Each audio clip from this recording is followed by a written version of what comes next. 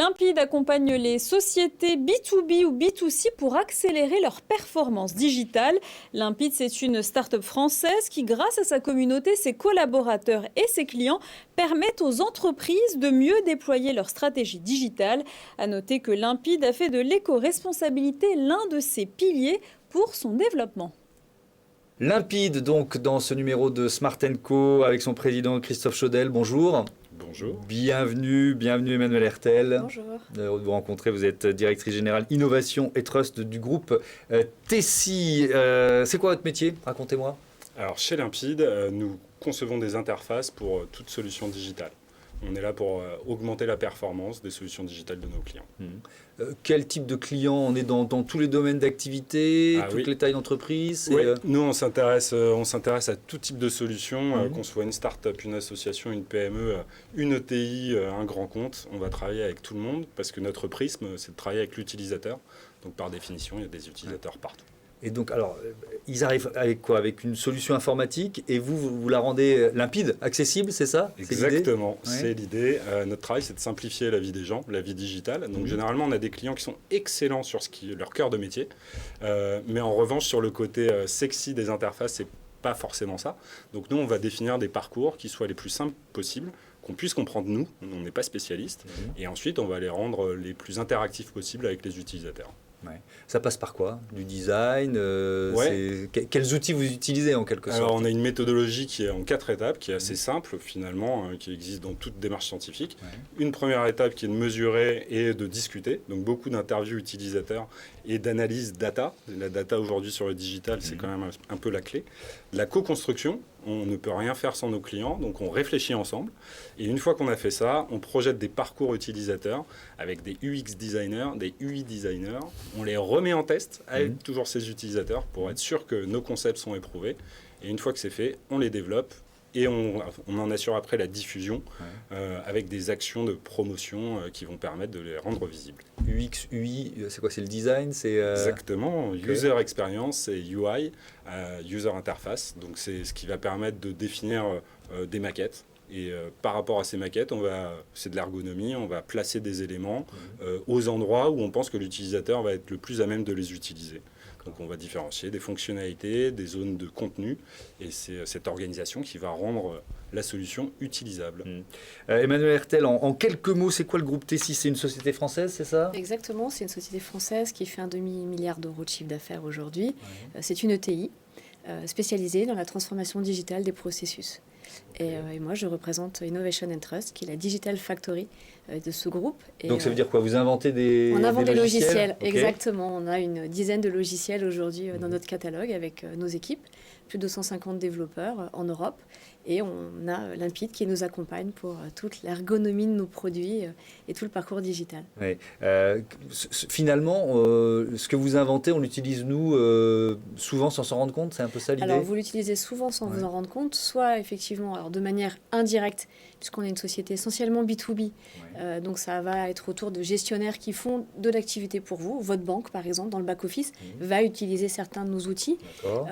Et également, aussi du B2B, tout-ci. Donc, notre client reste B2B, mais va avoir un utilisateur final, un usager, qui va utiliser nos produits. Et effectivement, on cite très souvent l'exemple du fameux code barre du pass sanitaire. Alors, dans le cadre... C'est-à-dire, c'est pas vous qui tenez l'écouvillon, donc vous faites quoi dans l'histoire? Non, mais on n'est pas loin de cet écouvillon. D'ailleurs, c'est ce qu'on dit toujours, c'est lorsque vous avez un coton-tige dans le nez, vous pouvez penser à nous. Voilà. Pourquoi vous faites quoi en l'occurrence? Parce que nous, on génère le code barre, on génère ce fameux code barre qui va venir se mettre dans votre passe sanitaire lorsque vous avez fait un test antigénique ou un test PCR. Qui va me permettre ensuite de montrer patte blanche en quelque sorte. Est-ce qu'il y a un exemple de collaboration récente, commune, qu'on peut raconter? Le plus récent, je pense. On a lancé la semaine dernière une dernière solution ensemble, qui est de la gestion de documents, une solution qui a été lancée dans plus de 25 pays, sur laquelle on a pu collaborer avec Tessi. Alors avec Tessi, c'est un partenariat de longue date, ça fait 5 ans qu'on travaille ensemble, il y a eu beaucoup de produits sur lesquels on a pu travailler, mais effectivement, on a ce dernier exemple qu'on a pu lancer la semaine dernière. Alors, ce produit s'appelle Docubase. Oui, alors c'est quoi Docubase? Docubase, c'est une solution de gestion électronique de documents B2B qui permet également de faire des workflows, de faire circuler l'information au sein de l'entreprise. C'est un outil de gestion qui est destiné à tout type d'entreprise. Et effectivement, avec Limpide, on a co-construit cette nouvelle histoire de ce produit. Et il a été lancé la semaine dernière. On en est très très fiers et très très beau. Donc ça veut dire que c'est une nouvelle version sur laquelle vous allez travailler? Alors, c'est sans rentrer trop dans la technique, mais on a vraiment retravaillé les socles technologiques et il nous fallait une nouvelle interface. Il fallait quelque chose qui racontait un nouveau parcours. La Digital Factory se veut être Human Interactive, donc vraiment d'être extrêmement important, de remettre l'utilisateur au centre et Limpide nous a accompagnés pour faire ça. Donc c'est un tout nouveau produit qui avait déjà une histoire passée, mais qui a été revu complètement, techniquement et fonctionnellement grâce aux équipes de Limpide. C'est amusant ce que vous dites parce que vous racontez des histoires en quelque sorte. Oui, c'est un peu ça. Aujourd'hui, on a souvent en face de nous des experts, des gens qui sont, comme je le disais tout à l'heure, très forts dans ce qu'ils font, mais en revanche qui ont un peu moins de facilité à présenter les histoires, à présenter les bénéfices. Et nous, on est là pour ça. On est là pour comprendre en fait ce qu'attendent les utilisateurs et après écrire une histoire qui soit en phase avec le produit.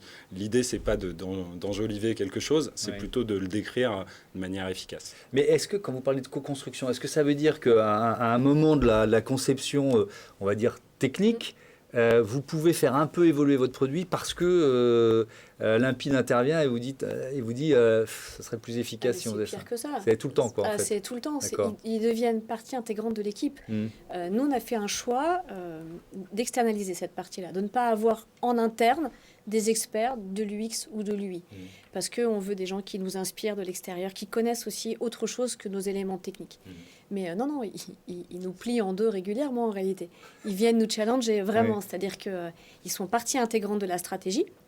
Certes, ils ne vont pas avoir, entre guillemets, leur mot à dire sur les choix des socles techniques, mais par contre, dès qu'il y a quelque chose on s'adapte. Ils font un pas, nous aussi, et finalement, on en sort quelque chose de pas trop mal. Un dernier mot, c'est quoi les perspectives de croissance, perspectives d'avenir de Limpide? Les perspectives, on espère qu'elles soient bonnes. Pour vous. On est dans un contexte qui est quand même un peu particulier, avec le Covid et avec un peu le ralentissement de l'économie sur certains aspects, avec la guerre également. On est quand même sur le digital, un secteur qui est porteur. On a des partenaires qui croient en nous et dans lesquels on croit aussi. Donc on est optimiste, mais un peu plus incertain qu'on l'était il y a quelques années. On continue à engager de la croissance, ce qui nous fait extrêmement bien. On continue de recruter. Donc ça aussi, c'est toujours très bon pour nous. Et on a un prisme sur lequel on s'est positionné, c'est l'éco-responsabilité. Aujourd'hui, on pense que faisant partie du digital, on a une responsabilité par rapport au secteur et à la société. Donc on est très conscient de notre éco-responsabilité. On essaye de la faire rayonner de plus en plus et d'en faire prendre conscience nos collaborateurs, nos clients et nos partenaires. Merci beaucoup à tous les deux d'être venus nous présenter Limpide et le groupe Tessi, une autre entreprise et ses chiffres clés. C'est parti, c'est tout de suite.